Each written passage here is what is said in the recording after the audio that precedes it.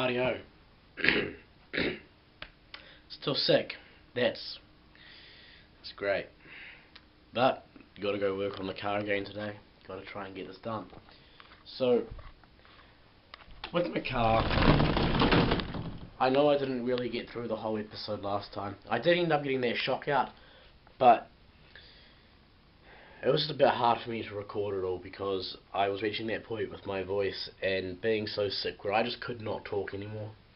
And I feel really bad for it, but hey, I've tried to get a video out of it, and I'll try to do better today, but I just need you guys to bear with me a little bit. You know, my throat is just dying slowly, a slow, painful death. But when brakes are still up on the fence, you ended up having to tie the fence back to a pole so that it wouldn't fall over in the night. Yep. Bloody Canterbury Nor'westers, you know. Always make life easy. So I've now got a 32GB SD card so I can film more videos on the camera at one time. I have actually got a video rendering out at the moment, which up on the computer. I have got, you know, video rendering out at the moment. This is the one that you guys will be watching by the time this video comes out, the first episode of repairing my car. So that's good, that's going along nicely. So I'm going to grab some shoes and a jersey and other warm clothing so I don't make myself even sicker, and then I will rejoin with you guys back at the car. So BRBs. Alright, time to go to the car. A lot less wind today, really good, makes my life easier. So, as you guys can see in here, got the shock out. Now, I don't remember in the last video if I said it or not, but I didn't originally think this all had to come off. But, as it turns out it does. I've been told that the bracket was separate from the shock, but on this car it isn't. So, that all had to come off. So, clamp the brake lines, and then everything else is just undoable. This all pops off, just screwdriver and just clicks off. Jack is holding, well, it was holding it up. That has gone down slowly overnight, so that's not good. Gotta block that up so that I can get up on some blocks. So, into the garage. Now the issue with this garage is that it's only just clearing the front of my car, so there's the mess. It is just one big organised mess. Right, got to find some wooden blocks to get this thing up. That's actually, can we use axle stands? What do you think? Yeah, I reckon axle stands will work. Let's give this a go. The problem with a lowered car is that I've got it up on wooden blocks because I can't actually jack it up high enough to get one of these underneath.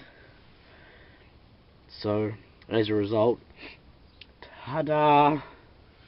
Wooden blocks it is.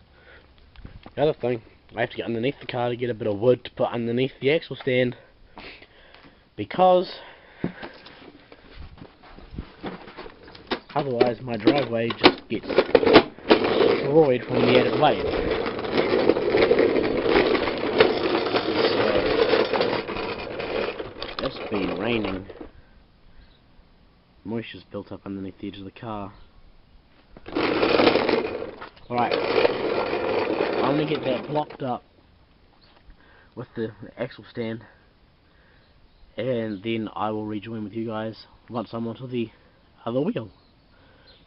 I'm also going to record in shorter blocks too, because my throat is too sore to talk too much. So, yep, I'll be back with you guys when we're starting to undo the other wheel. Alright, so gotta take this one out. Right, so as you normally would, I've already cracked these before I've jack the car up. Just gotta take the lug nuts off now.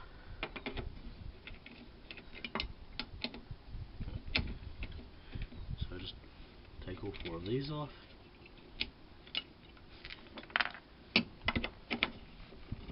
And as normal, doing it in a crossing pattern.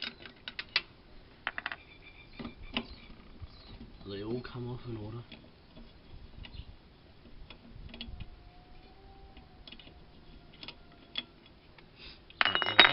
Wheels off.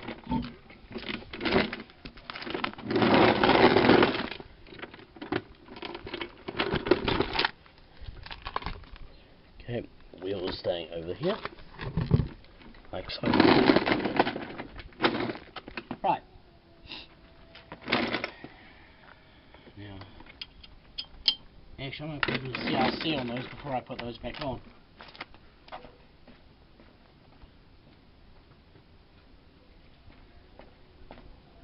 Right. CRC.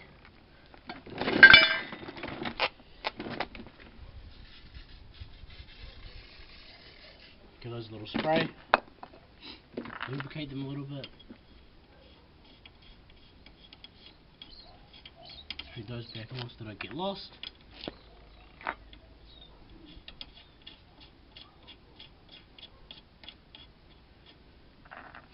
So after I've got this shock out, this one's going to be quite quick to do. So depending on that, this might just be one episode because of my voice and being able to talk and all those good things. So because of that, this will probably just be one episode. So now saying about these, okay. You're going to get a spanner on the nut and you're going to put an Allen key into the bottom of the thread. That allows you to undo that and take those off. With the brake lines, all I do is clamp on there with a clamp, like you saw the orange one on the other side. So clamp it onto there, undo this 10mm here, pull that out, that comes off, and then around the other side you can just see it here. There's one up there like that, and there's one just down there too. Just flick those off with a screwdriver, and then that's your whole shock disconnected, aside from the 2 main bolts here. I undo these, I take the top one out, thread the nut back on obviously so you don't lose it, then put it somewhere safe, and then I undo the nut on the bottom one, but I don't take that out. I leave that in until the ones just in there, the top nuts in there of the shock. Once those are undone, then you can move the whole thing out. So I'm going to go and grab my sockets and stuff, and then I will rejoin with you guys back then. So BRB. Alright, so I'm hoping you guys can see that sorry about my voice. I put some CRC on it so that it's lubricated and hopefully will undo easily. So see if we can mount the camera right there. Okay, now I found the easiest way to do this is to put the spanner onto there and then put the Allen key into there and then just doing that. So I am using a pair of vice grips to hold the Allen key. It just makes it a little bit easier. I have a little bit more of a grip on the Allen key because, as you probably know, Allen keys are very, very small. Can be quite hard to grip. So this just makes it a bit easier on me. So I'm hoping you guys can still see what I'm doing, because I'm just gripping the tripod with my knees at this point, so to try and make sure you guys can see what's happening. So I only got this off. Here she comes.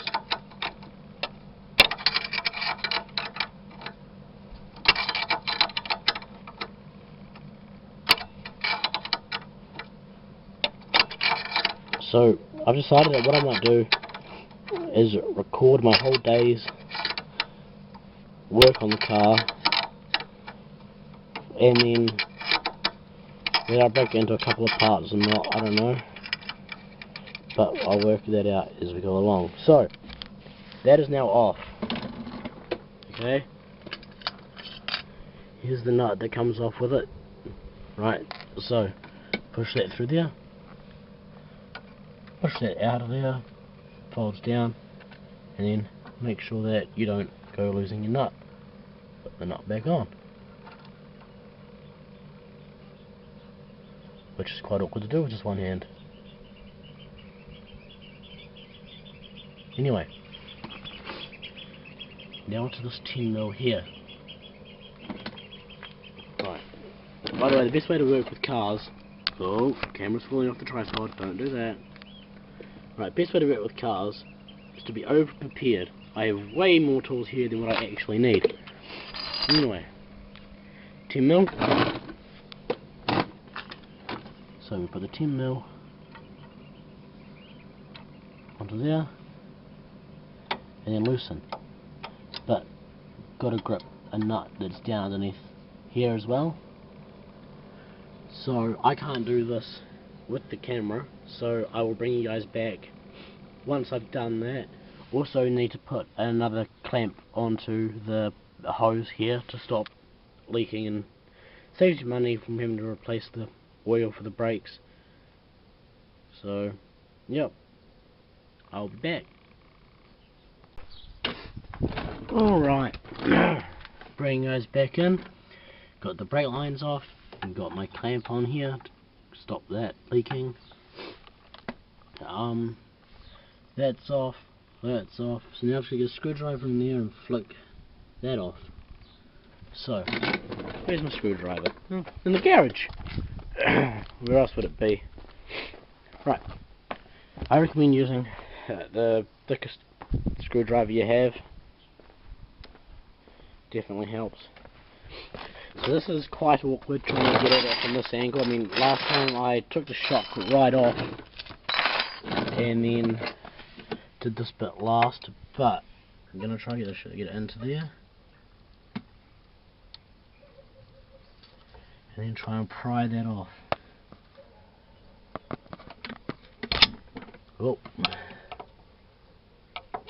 I get it in there. Right, that's one off. Right, yeah, there you go. You can see that's one off, so it pops off these little leaves here. So the last one is down in behind there.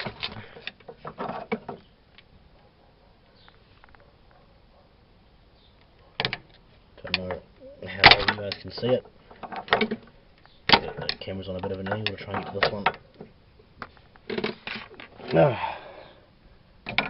Right, I'm going to have to put the camera down and do this one because I've got to get laid down next to it to see it, and I can't do that with the camera, so I'll bring you guys back when I've got that off, and I'll undo these here and down here. I'll undo those off camera and take that bolt out.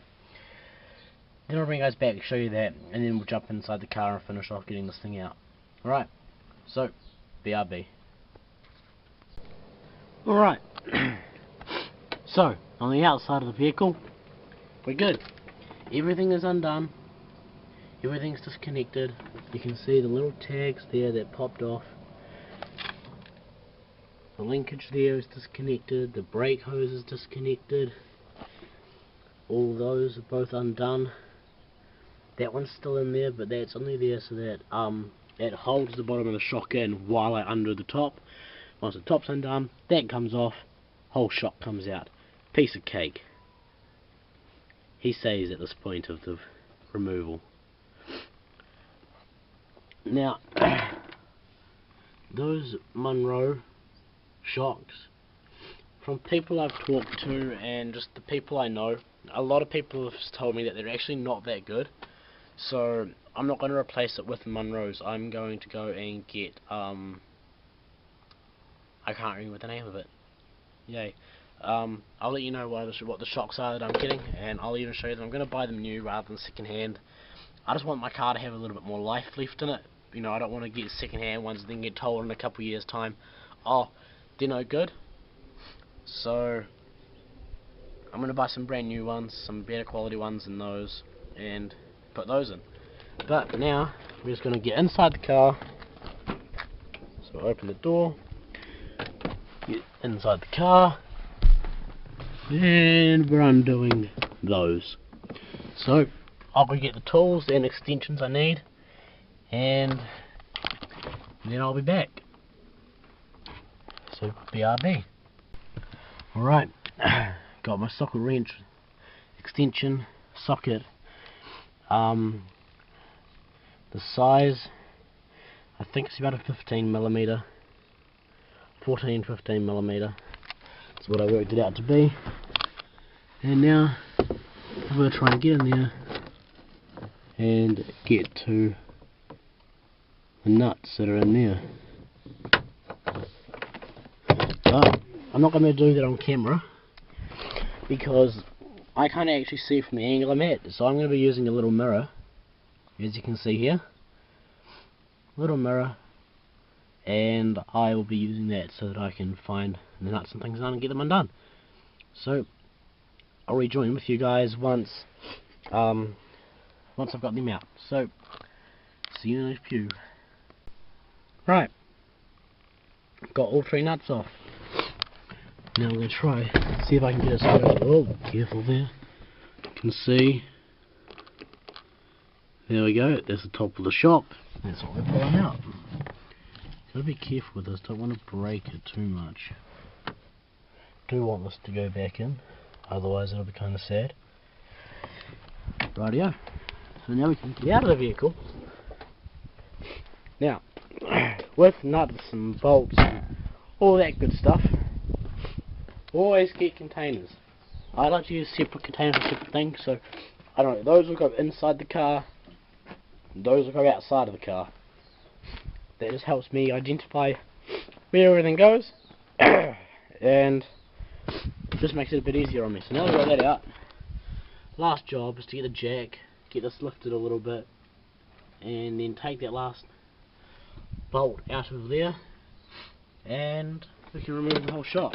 So the jack, I'm going to put you guys down here.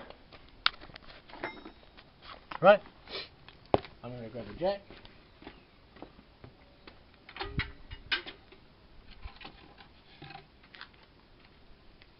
Right, got the jack.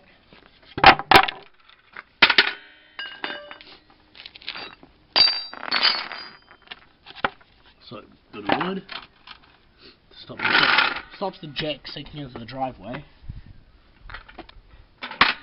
And the jack can go on underneath there.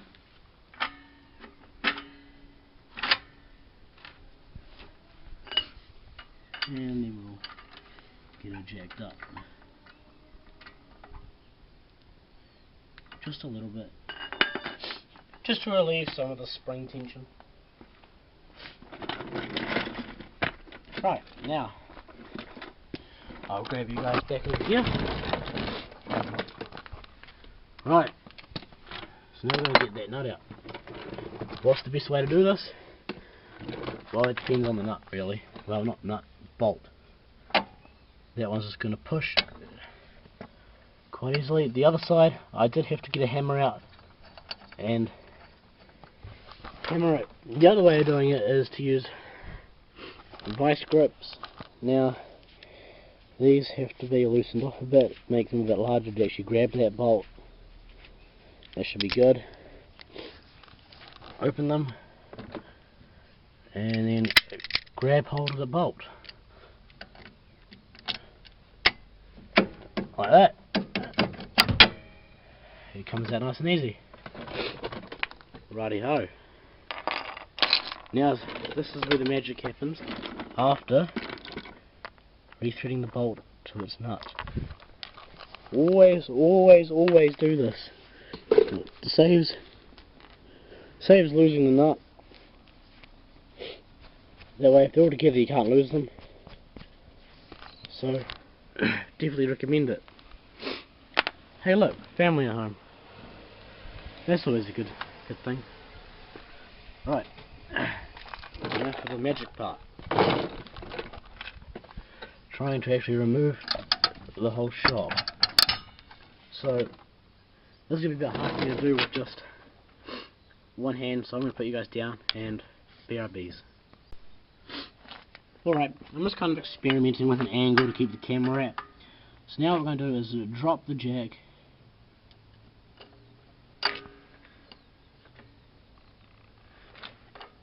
So, it doesn't drop it very far, but it's enough that we can now pull this out, and now we should be able to remove the shock. So, just getting it loose from there. Right, so everything's loose. Now I'm just going to pull it out. There it comes. There we go. Shock removed. Right, grab the camera. See? Here's the shock. Now, the idea of the shock, okay, is that the spring is what does a lot of the compressing. That's what does the movement of it, okay, when you go over a bump. But if you didn't have a shock, you would get a lot of reciprocation in the spring. So you'd go over a bump and then the wheel would just do this afterwards. The shock is what neutralizes that, because it adds a little bit of pressure and allows the spring to release at a slower rate. Basically, it's designed to negate and remove as much spring reciprocation as possible, is the main idea behind the shock. But that gets that out. So, no shock there. No shock there. So, phase 1 is complete. So this is where this episode is probably going to end, because I can't do any more talking, guys. I'm sorry, but yep. So that's going to be it from me. I will see you guys in the next episode. Bye.